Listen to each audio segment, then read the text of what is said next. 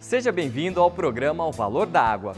Você confere nesta edição a assinatura de um protocolo de intenções entre a Agência das Bacias PCJ e a Secretaria de Agricultura e Abastecimento do Estado de São Paulo, voltado à preservação dos recursos hídricos no Estado, e a assinatura de contratos do FEHIDRO, Fundo Estadual de Recursos Hídricos, pelo governador de São Paulo.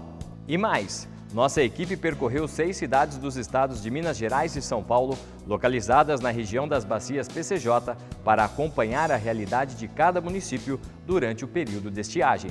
Confira esses e outros destaques agora, no programa O Valor da Água.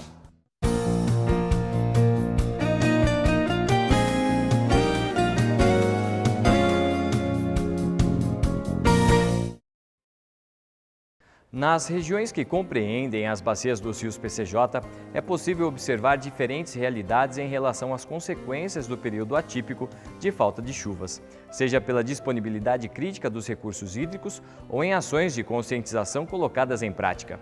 Nossa equipe percorreu 6 municípios dos estados de Minas Gerais e São Paulo para acompanhar como cada um deles tem enfrentado esta situação.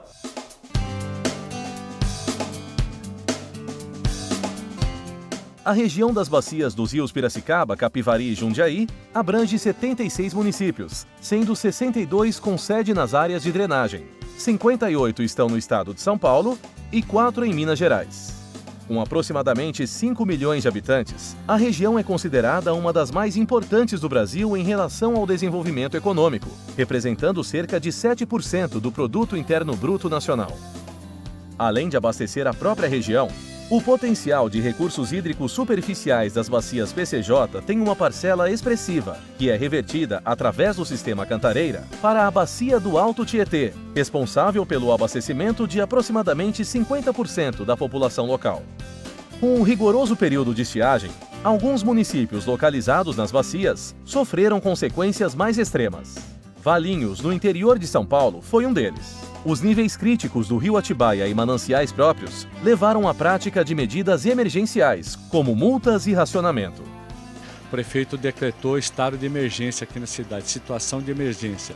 E paralelo a isso foi implantado também o rodízio na cidade. O que foi o rodízio? Nós dividimos a cidade em 4 grandes áreas e 2 vezes por semana essas áreas ficavam sem água, das 10 horas da manhã até as 4 horas da manhã do dia seguinte, por 18 horas. Então, por 18 horas, 2 vezes por semana, os bairros da cidade ficavam sem água.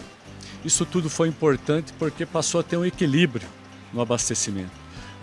Os bairros que eram os mais altos e distantes, que sempre sofriam com a falta d'água, passaram a ter água naquele determinado período que era especificado. No primeiro momento foi difícil porque houve muita reclamação na cidade, através do telefone aqui do DAI, que é o 0800 13 38 39. Mas com o passar do tempo as pessoas se adaptaram e ajudaram, colaboraram muito. E toda essa campanha de conscientização fez que o consumo de água da cidade de Valinhos caísse de 20% a 25%. Aquele consumo diário que era de 38 milhões de água por dia, de litros, passou a ser 28 milhões. Então diminuiu quase 10 milhões toda a água que era distribuída, tratada na cidade. Próximo ao município, pouco mais de 30 quilômetros de distância, nos deparamos com outra realidade. Na cidade de Jundiaí, o nível do reservatório está com 100% da capacidade, mesmo diante da falta de chuvas. A explicação para um cenário tão diferente está nos mais de 40 anos de investimento em obras para a captação e melhoria da qualidade da água. Olha, existiram várias ações que ajudaram bastante Jundiaí nesse período de seca, né? Uma foi a construção da nossa represa. Essa represa ela consegue abastecer hoje 8,3 bilhões de litros de água. Além disso, nós estamos também substituindo as redes de água mais antigas. Nós temos redes ainda em algumas regiões com mais de 40 anos, né? Então nós estamos substituindo por redes de PVC, que são mais duráveis, né? Fora isso, nós conseguimos junto ao PAC 2 empréstimos bastante significativos. Um para ampliar a rede de água na parte de reservação, nós vamos construir mais reservatórios. São 19 milhões que serão aplicados, né? Construção de mais 5 reservatórios. Nosso maior manancial é realmente aí do Rio Jundiaí Mirim, né? A DAI, na verdade, toda essa água que a gente tem estocado, 8,3 bilhões de litros de água, Nessa época de estiagem nós usamos a outorga, nós temos uma outorga do DAE, na qual nós podemos tirar até 1.200 litros por segundo, né? Daria 1.200 litros por segundo, mais 200 da represa e 200 do Rio Jundiaí-Mirim, que cobrem os 1.600 litros de consumo de Jundiaí. Para você ter uma ideia, desde 2013 nós bombeamos praticamente 2014 inteiro para vencer o regime de seca, né? Isso ajudou bastante a que o município de Jundiaí não tivesse o racionamento. Na verdade, a gente sempre alerta que essa situação confortável de momento é preciso, a reservação que nós temos hoje é necessária para enfrentarmos o período de seca que vem por aí. Já essas chuvas mesmo esparsas param de acontecer, né? Então, normalmente o período úmido deve retomar lá para novembro. Então, nós temos que atravessar aí de maio a novembro com a reserva que nós temos. Portanto, a gente sempre pede que a sociedade continue com as medidas de economia. Assim como em Jundiaí, a colaboração dos moradores com a administração pública tem sido uma medida eficiente para outros municípios diante do atual período. Águas de São Pedro e Rio Claro, por exemplo, colocaram em prática ações de conscientização para manter o abastecimento sob controle. Esse ano aqui, nem nos outros anos nós tivemos problema de racionamento de água, mas mesmo assim nós seguimos a cartilha do governo do estado. Nós fazemos campanha com nossas crianças nas escolas e para proteger as nossas nascentes, nós temos 3 nascentes importantes no nosso reservatório, nós fazemos o plantio de árvore com a ajuda da população, que isso é muito importante. Tem pouca gente lavando o carro, a gente vê bastante gente fazendo economia nas suas casas e nas escolas também, as crianças para escovar o dente, eles têm um tempo rápido para fazer isso. Então, com essa interação poder público e comunidade, a gente está tendo resultados bem interessantes. Então, nós estamos desenvolvendo esse trabalho, na realidade, como desenvolvemos já há vários anos, em que a população é comunicada, é solicitada a colaborar e todas as atividades que são necessárias desenvolver internamente no departamento para preservar a qualidade da água e o atendimento à população é realizado. Então, nesse sentido, no ano passado, apesar de toda a dificuldade do período, nós conseguimos atravessar bem, foi feito todo um trabalho interno e externamente, a população foi atendida dentro dos padrões técnicos e, graças a Deus, nós não tivemos nenhum tipo de racionamento no ano passado. De São Paulo, viajamos até Minas Gerais para acompanhar as consequências da estiagem. Nossa primeira parada foi a cidade de Extrema. Contemplada com belas paisagens, o município mineiro realizou um intenso trabalho de proteção das nascentes para garantir o abastecimento à população por meio do premiado Projeto Conservador das Águas. Extrema tem tomado algumas atitudes, algumas ações, né? Tem realizado ações há 10 anos para justamente enfrentar esses problemas de crise hídrica ou falta d'água, falta de chuvas, né? Então a gente tem um programa, um projeto chamado Conservador das Águas, que tem como objetivo a adequação ambiental das propriedades rurais para promover os serviços ambientais nessas propriedades, e o principal serviço ambiental que nós temos no município é a água. Para concluir nossa jornada, visitamos o município de Camanducaia, que enfrenta o atual período sem grandes transtornos. Mesmo assim, ações de conscientização foram feitas para chamar a atenção dos moradores quanto à importância de combater o desperdício. Bom, na verdade, Camanducaia está localizada numa região de cabeceira, né, uma região privilegiada, onde a gente tem uma estabilidade, né, dos recursos hídricos, e então a gente não teve a necessidade de fazer aí nenhum tipo de racionamento. O que a gente tem alguns trabalhos mesmo de orientação à população. No caso, a prefeitura ela tem feito algumas ações também junto com a Copasa e outros órgãos do município, com campanhas educativas mesmo, no estilo de blitz, né, junto com a Polícia Ambiental também. A gente até fez uma no Dia Mundial da Água, né, para ter esse contato com a população local e orientando e fornecendo materiais educativos sobre a conscientização do uso da água. O secretário de Agricultura e Abastecimento de São Paulo esteve em Campinas para assinar protocolo de intenções voltado à preservação dos recursos hídricos com a Agência das Bacias PCJ. A assinatura do protocolo ocorreu na sede do Instituto Agronômico de Campinas, durante o 7º Seminário sobre Conservação do Solo e Proteção de Recursos Naturais.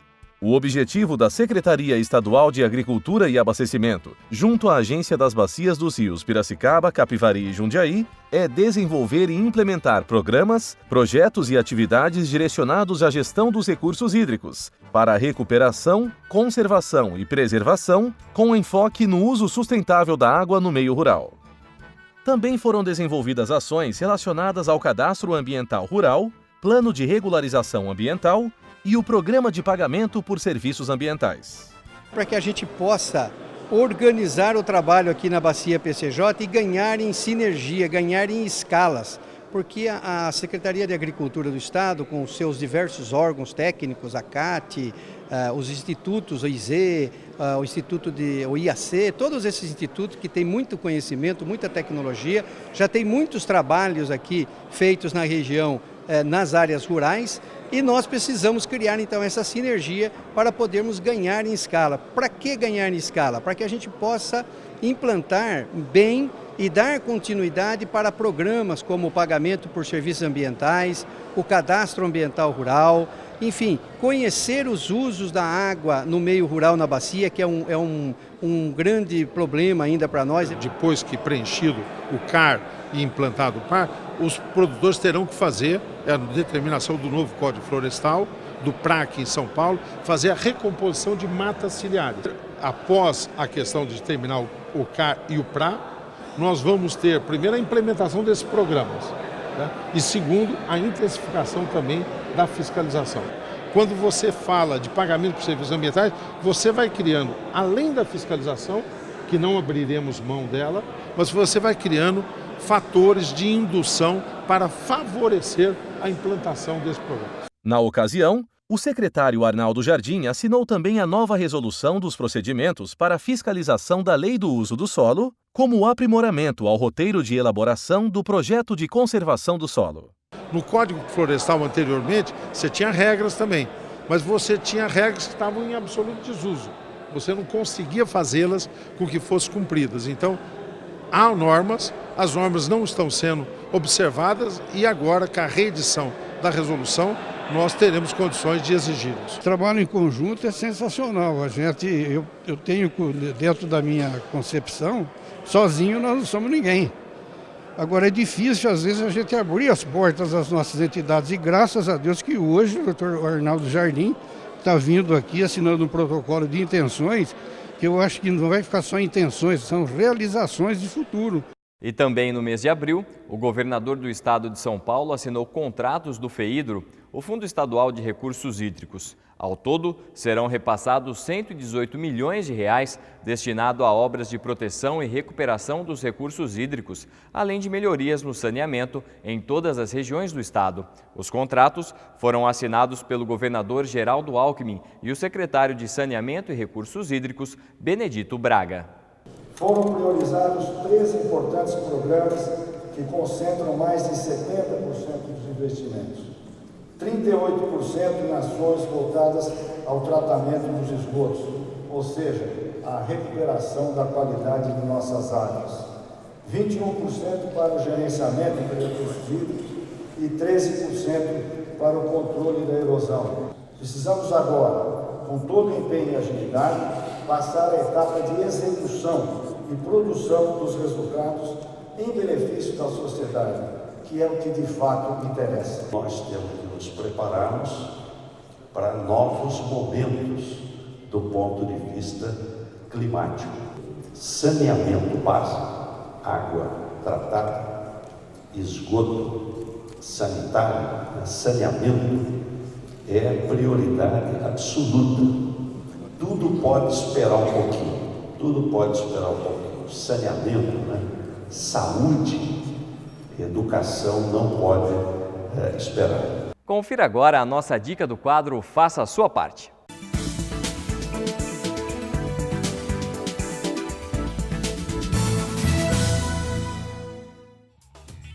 Que tal economizar água no momento de lavar o carro? A receita é bem simples. Você vai precisar de um shampoo especial para lavagem, 2 panos de microfibras e um borrifador.